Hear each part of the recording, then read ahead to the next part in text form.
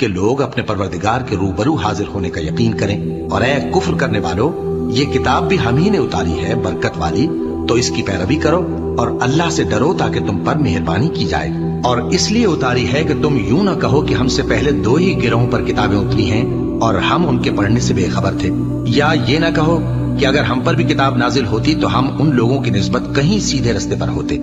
سو اب تو تمہارے پاس تمہارے پروردگار کی طرف سے دلیل اور ہدایت اور رحمت آ گئی ہے، تو اس سے بڑھ کر ظالم کون ہوگا جو اللہ کی آیتوں کی تکذیب کرے اور ان سے لوگوں کو پھیرے۔ جو لوگ ہماری آیتوں سے پھیرتے ہیں،